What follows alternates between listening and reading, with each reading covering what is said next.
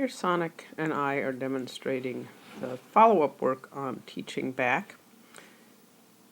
It's about a week has passed since the first video that I posted when she was doing back up between two boards, and we've graduated away from the boards and away from me having to have food down in her face.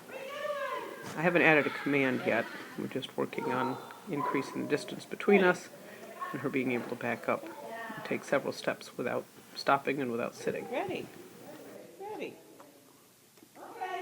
Come. Ready. Ready.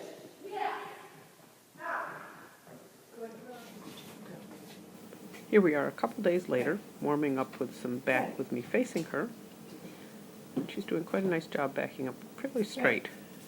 Sometimes she'll have a bit of a, there she goes, leaning off to my right. That's pretty common for them to pick a direction they like to step in.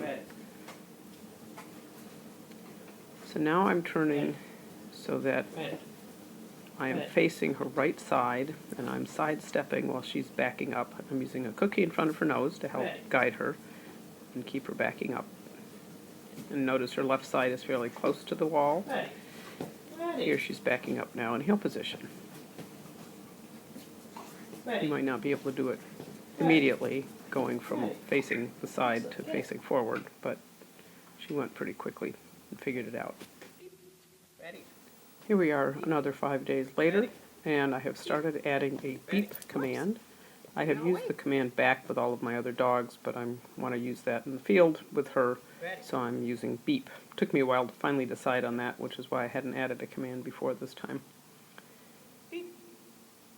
So here I am trying to get her to move without me having to move. So I give the command and then I kind of tip forward toward her.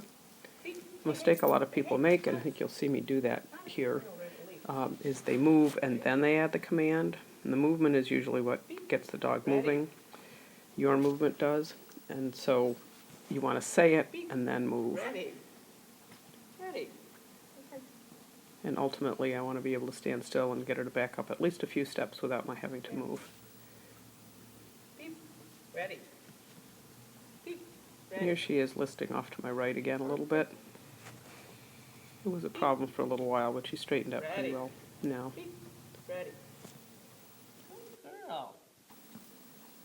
In both this sequence and then the next one, she's facing the camera.